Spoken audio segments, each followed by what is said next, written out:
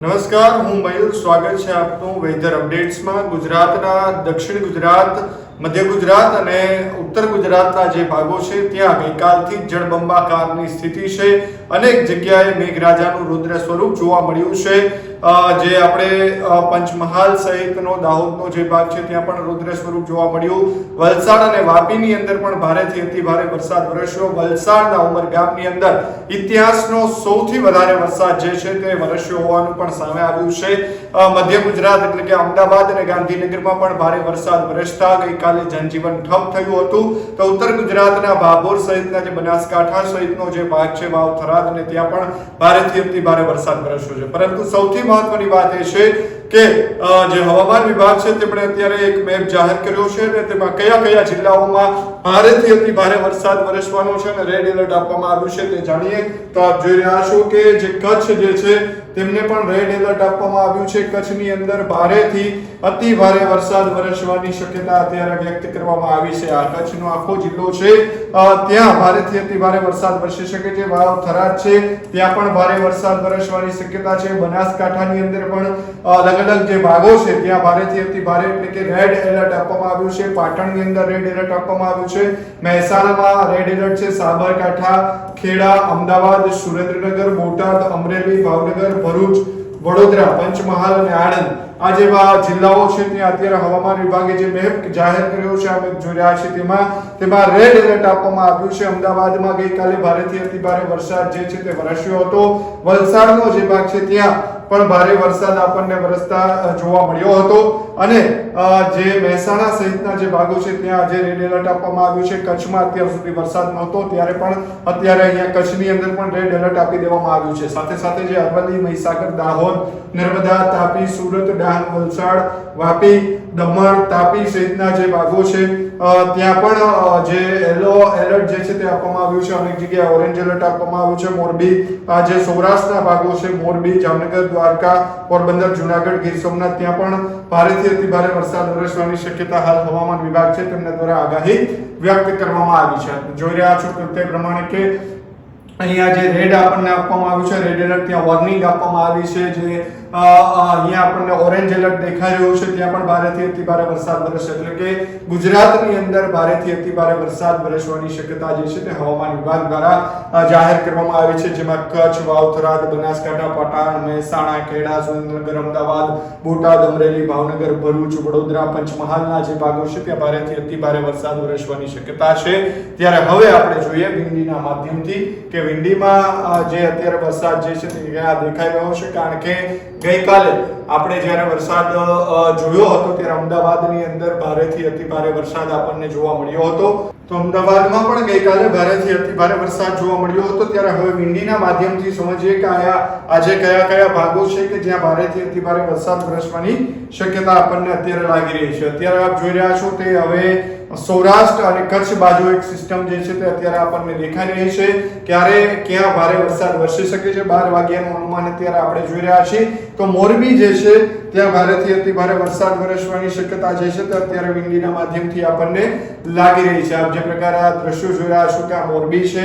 મોરબીમાં ભારેથી અતિ ભારે વરસાદ જે છે તે વરસી શકે છે. માળિયાની અંદર વરસી શકે છે. ધાંગધ્રાની અંદર ભારે વરસાદ વરસવાની શક્યતા છે. સુરેન્દ્રનગરની અંદર ભારેથી અતિ ભારે વરસાદ વરસવાની શક્યતા છે. રાજકોટની અંદર અત્યાર સુધી વરસાદ જે છે તે છૂટો છવાયો આવ્યો છે પરંતુ હવે ભારેથી અતિ ભારે વરસાદ આજની તારીખની અંદર વરસે તેવી શક્યતા અત્યારે આપણને દેખાઈ રહી છે. કાલાવડ છે જે જામનગર જિલ્લામાં આવી રહ્યું છે. ગાંધીધામ કચ્છનો જે ભાગ છે ભચાઉ ને એ બાજુ ત્યાં પણ ભારેથી અતિ ભારે વરસાદ જે છે તે વરસવાની શક્યતા છે. ગઈકાલે આપણને આખું જે સર્કલ છે તે અમદાવાદ બાજુ દેખાઈ રહ્યું હતું ત્યાં પણ ભારેથી અતિ ભારે વરસાદ વરસ્યો. પરંતુ આજે હવે આ સૌરાષ્ટ્ર અને કચ્છ બાજુ આ સર્કલ આપણને જોવા મળી રહ્યું છે અને તેમના જ કારણે અત્યારે આપ જોઈ રહ્યા છીએ કે અહીંયા જે આ વરસાદના જે નિશાન દેખાઈ રહ્યા છે તેમના કારણે ભારેથી અતિ ભારે વરસાદ વરસવાની શક્યતા અત્યારે હાલ આપણને દેખાઈ રહી છે. જે જિલ્લાઓ છે અમદાવાદ અને વિરમગામની આજુબાજુમાં પણ ભારેથી અતિ ભારે વરસાદ વરસવાની શક્યતા છે. ગાંધીનગરમાં પણ વરસવાનો છે. આ તમામ જિલ્લાઓ જે આપણે રેડ એલર્ટની અંદર જોયા તે આમાં પણ દેખાઈ રહ્યા છે. સૌરાષ્ટ્રના અલગ અલગ ભાગો છે, મધ્ય ગુજરાતના અલગ અલગ ભાગો છે.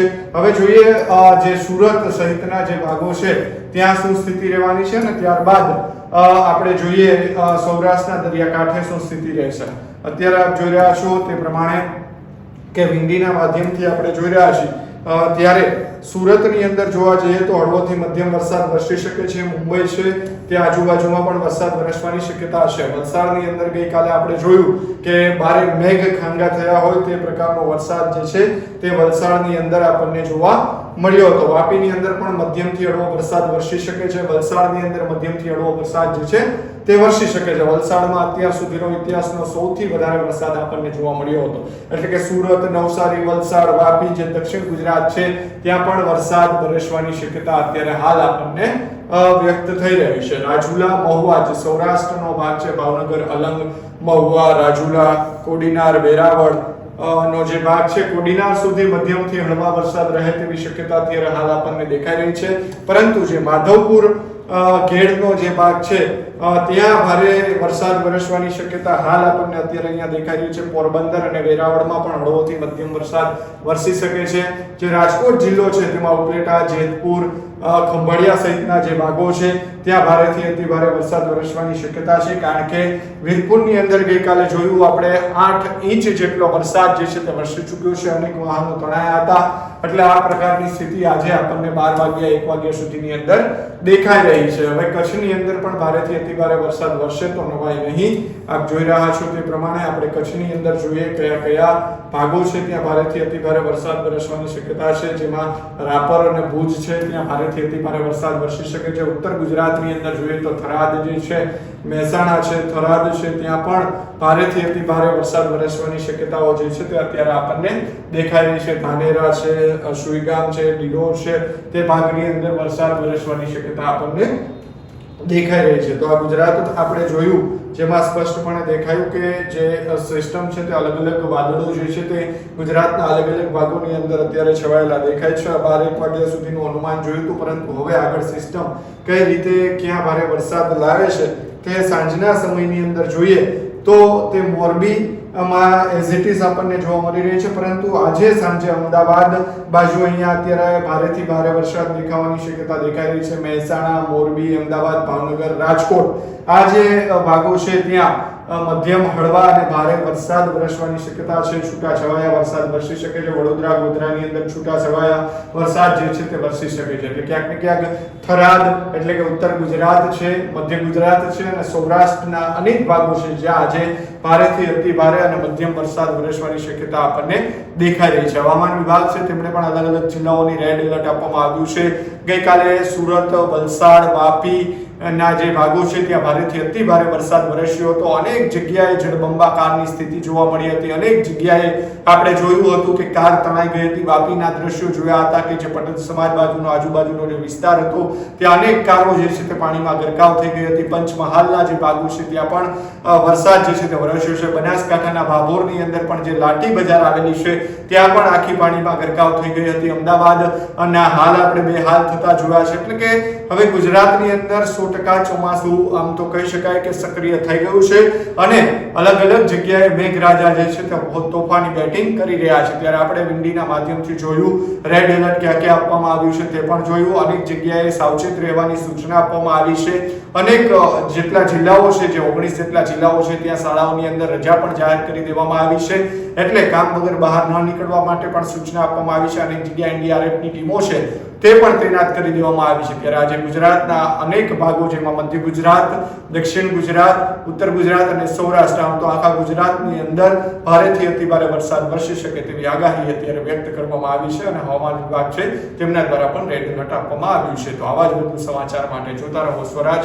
ધન્યવાદ. ખેડૂત ભાઈઓ છે ખેતરમાં ડ્રોન ઉડાવતા હોય છે ત્યારે આપણે એક પ્રશ્ન સતાવતો હોય છે કે જે આપણે અત્યાર સુધી જીપીએસ ટેકનોલોજી વાળા ડ્રોન વાપર્યા છે, જેથી કરીને મોબાઈલ ટાવર છે અથવા તો હાઈ ટેન્શન લાઇન પસાર થતી હોય, કોઈ વૃક્ષો હોય, ત્યારે જે જીપીએસ ટેકનોલોજી વાળા ડ્રોન છે એમાં ટકરાય અને ટ્રેસ થાય છે. પણ એગ્રીઓન લાવ્યું છે જીએનએસએસ ટેકનોલોજી ડ્રોન, જેથી કરીને એ ડ્રોન છે એ કોઈ જગ્યાએ ટકરાય નહીં, પોતાની રીતે જ ડિસિઝન લે છે અને મૂવ થઈ જાય છે. જેથી કરીને જીએનએસએસ ટેકનોલોજી ડ્રોન છે એ વાપરવાનો આગ્રહ રાખો.